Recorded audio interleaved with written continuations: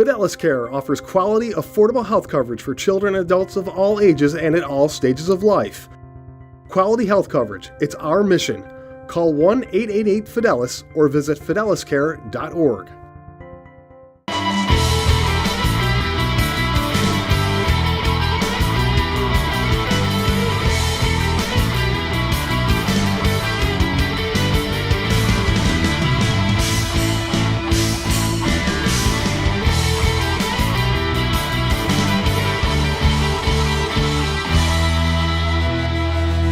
Hello everybody, welcome to the Fidelis Care College Sports Beat. I'm Dave Yates. Each and every week at this time, we'll take a look at our local college sports programs. We begin this week with the honor roll of local college athletes, brought to you by M&T Bank. At M&T Bank, we're listening, learning, and working hard to understand what's important to Western New York. It's what we've been doing since 1856. M&T Bank, understanding what's important.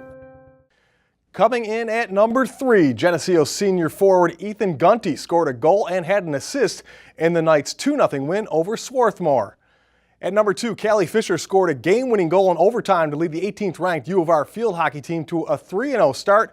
And topping this week's list, Brockport's Dan Andrews. He rushed for 184 yards and 3 touchdowns, breaking the Brockport all-time rushing record in the process.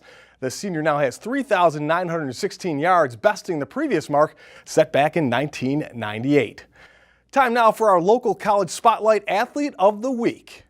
Concussions are a major factor in athletics and recovery can be difficult. Kim Burnson has the story of a Nazareth College cross country athlete who's looking to get back on her feet. When you think athletic concussions, an image of a head-to-head collision comes to mind. Maybe you think of football or sports that have been deemed dangerous. But if you ask Nazareth cross country runner Emily Thompson what her idea of a concussion is, she paints a much different picture.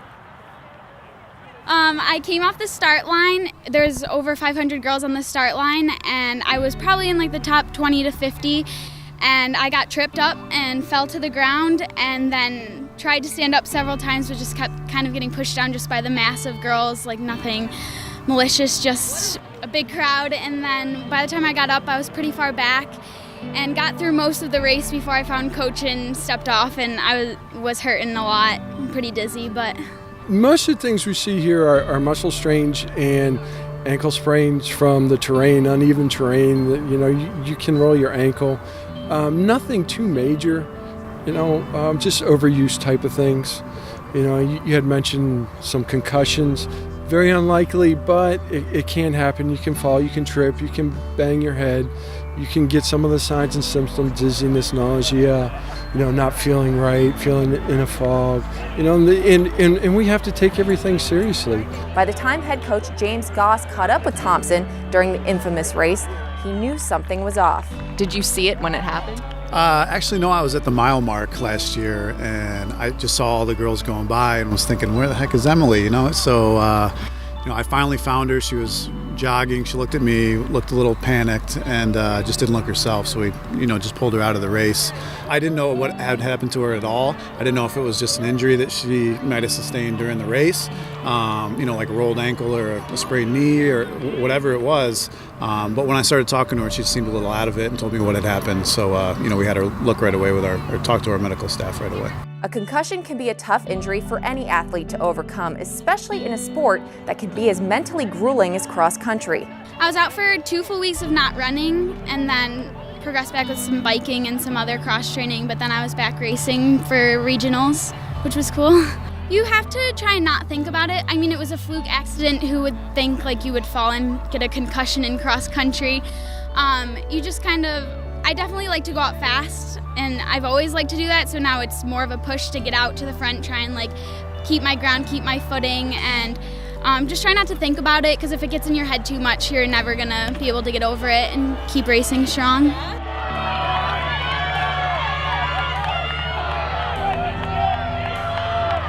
And for her, I think she really did a good job of getting in the pool when she was cleared, and trying to stay in shape the best she could during that time she was off. And then that enabled her to still have, what I consider a pretty successful season, even though it wasn't up to probably her standard at the time. Through the setbacks, Thompson still managed to finish 21st at the Empire 8 conference meet with a 5K time of 19 minutes 38 seconds. This season, she hopes to place first team at Empire 8s and place top 50 at regionals. This year I'm really amped up and ready to go and excited. I'm not really nervous about it anymore, but I'm excited to see what I can do this year. I always have my mantras you can do it, never think down on yourself, because it is such you need to have a positive mindset to race well in cross country, and I really think if you believe you can do it, you will do it, and you just have to be positive. It shouldn't be stressful. Back up. Just run, guys. I'm Kim Burnson with the Fidelis Care College Sports Beat.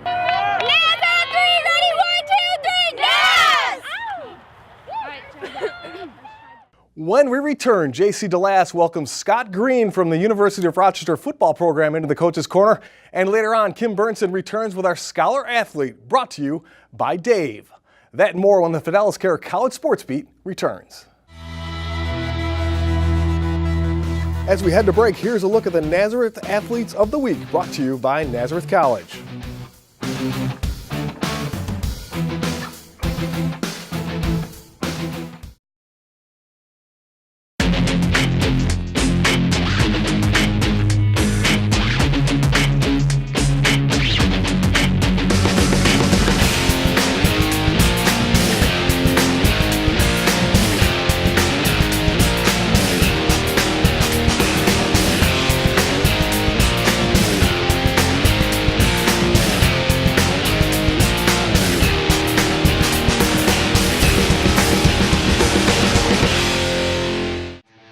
As we come back from break, here's a look at the Geneseo Athletes of the Week, brought to you by SUNY Geneseo.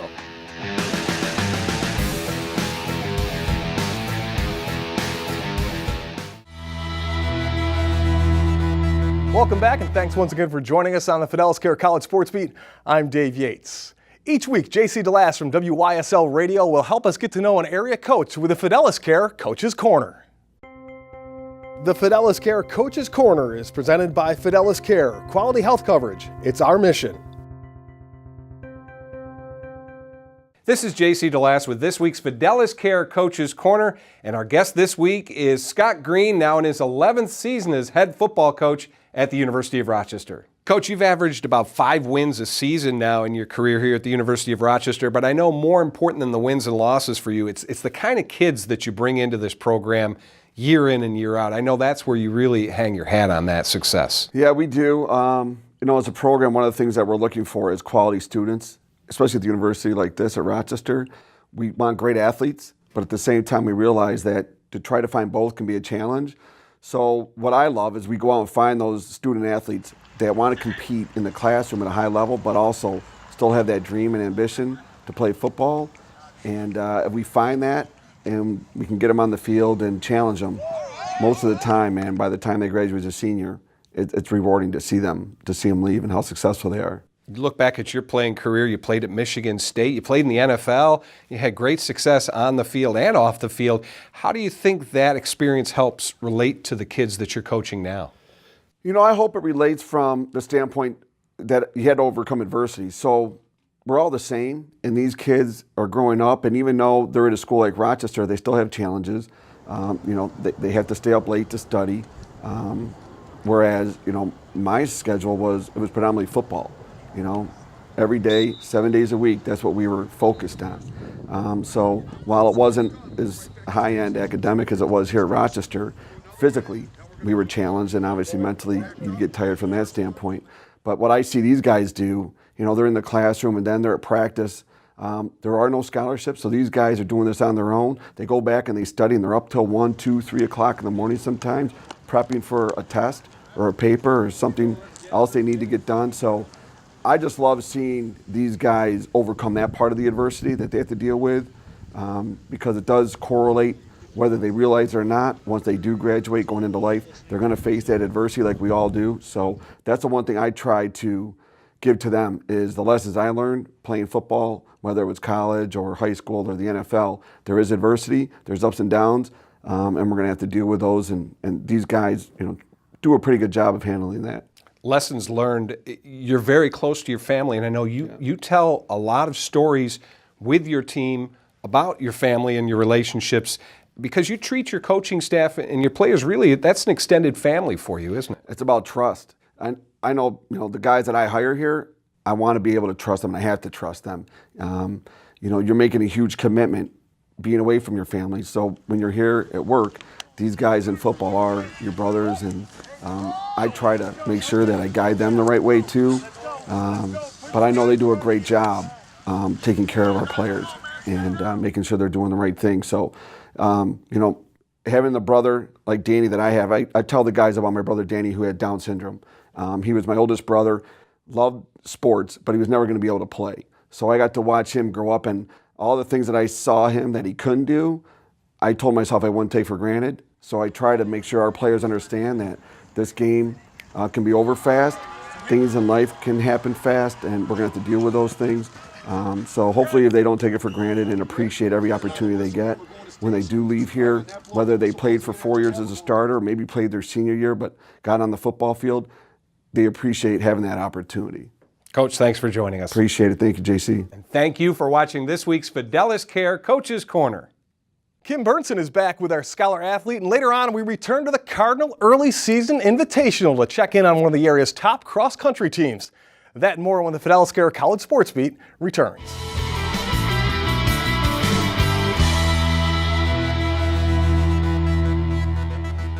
Before we go to break, here's a look at the RIT Athletes of the Week, brought to you by the Rochester Institute of Technology.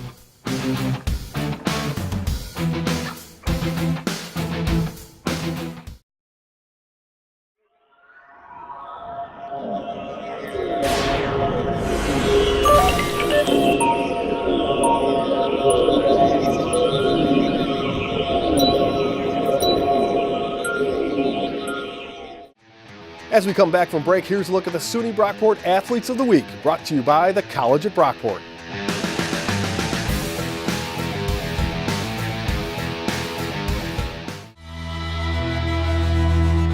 Hello everyone, and welcome back to the Fidelis Care College Sports Beat. I'm Kim Burnson. It's time now for our Scholar Athlete, brought to you by Dave, Digital Audio Visual Environments. Where can you go to get expert advice and installation on TVs, sound systems, and automation for your home, car, or business? Come see Dave, Digital Audio Visual Environments. Come see Dave.com. This week, we honor Bella Matrevsky as our Scholar Athlete. Bella is a senior at Roberts Wesleyan and plans to graduate early to pursue a law degree. She carries a 4.0 GPA and is a midfielder for the Red Hawks. Plus, she's an NCCAA Academic All-American. Last season, she led the soccer team in points while helping the Red Hawks to their first ever Division II tournament appearance. For her accomplishments on and off the field, we honor Bella Matrevsky as our Scholar Athlete, brought to you by Dave. Now with a look at our college calendar, here's Dave. Here's our local college calendar for the week ahead. Tuesday has the men's soccer team from Roberts Wesleyan taking on Lemoyne at 6 p.m. Also on Tuesday, it's Naz Field Hockey versus William Smith. That's a 4 o'clock face-off. On Wednesday, women's soccer action with RIT hosting St. John Fisher at 4. Same day, the men of Fisher visit Brockport at 7 p.m. Friday has a big women's tennis matchup with Nazareth at Fisher.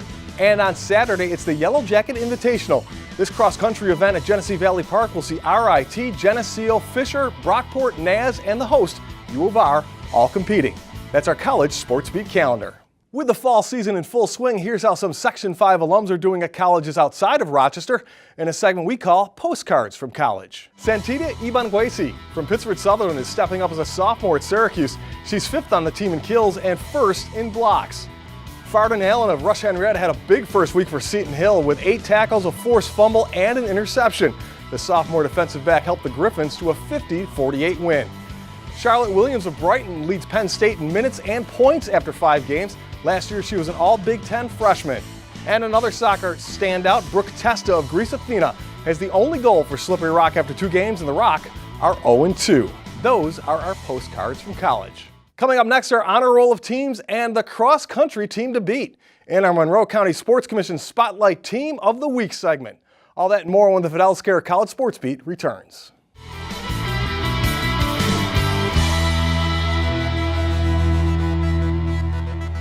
As we head to break, here's a look at the Roberts Wesleyan Athletes of the Week, brought to you by Roberts Wesleyan College.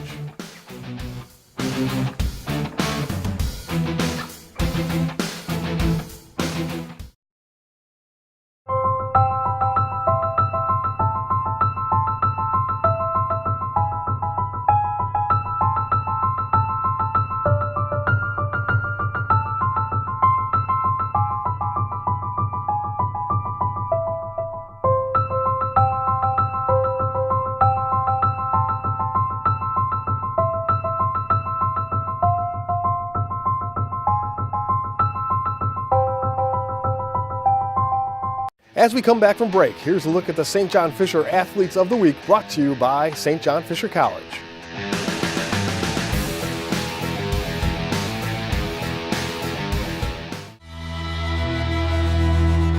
Welcome back, and thanks once again for joining us on the Fidelis Care College Sports Beat. I'm Dave Yates.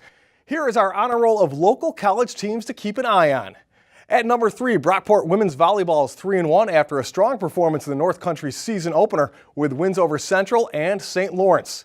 At number 2, Nazareth women's soccer is off to a 2-0 start after beating Mount St. Mary 1-0. And at number 1, it's the St. John Fisher Cardinals football team, who started their season with a convincing 52-10 win over Mount Olivet College. And that brings us to our Monroe County Sports Commission Spotlight Team of the Week.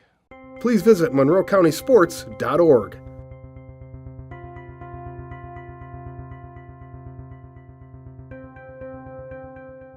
We go back to the Cardinal Early Season Invitational to catch up with the team leading the pack.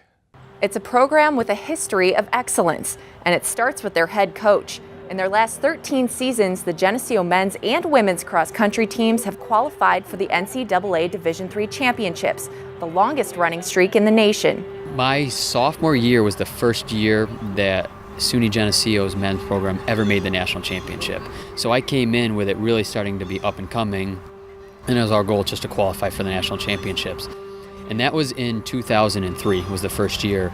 And now fast forward to 2016, now we're trying to win the national championship. So I've seen it grow and develop over the last 14 years, where we're just trying to get to the nationals to now trying to win the nationals. And being a part of that when it first took over, or when I first came on, and now since I've taken over, it's just watching the growth and development is spectacular. It's awesome. With success comes the expectation to maintain it. Just a season ago, the women's team finished national runner-up, while the men finished third. The women have also taken home 15 of the last 16 SUNYAC championship titles, while the men have won 6 of the last 7.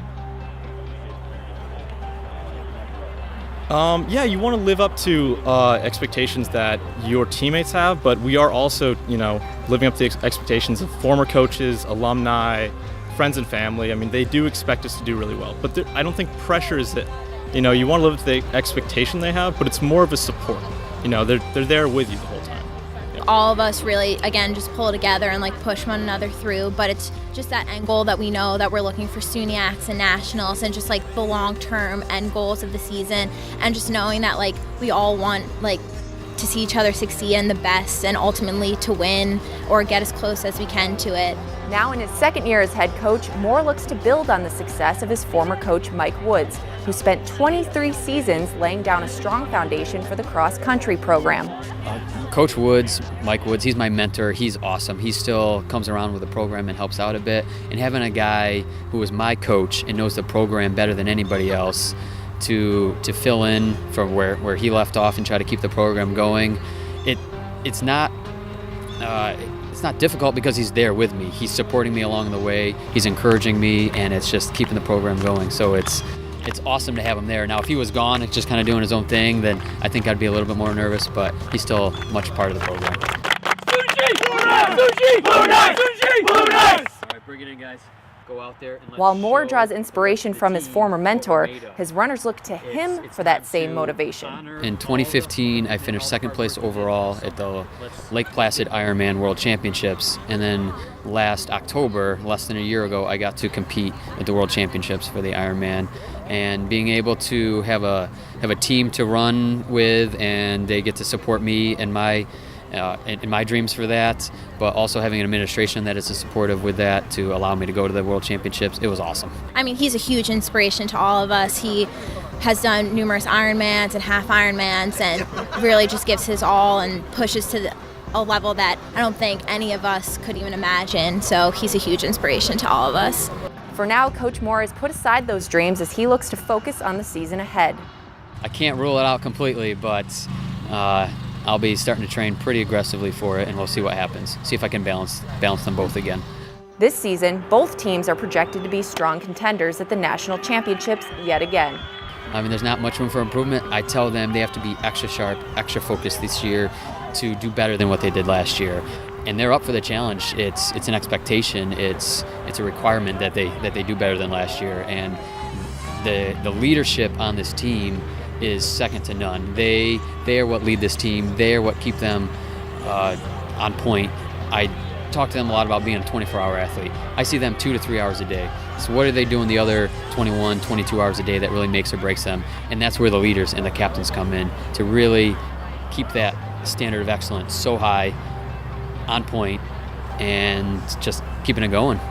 There's no secret workout or secret thing. There's nothing we do necessarily differently. It's that we have a culture of success, a culture of dedication.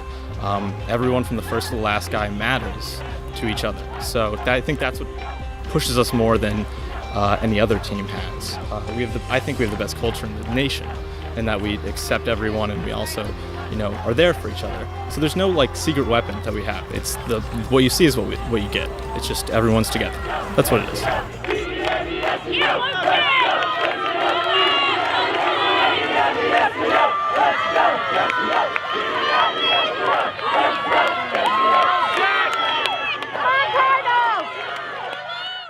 The Geneseo men won the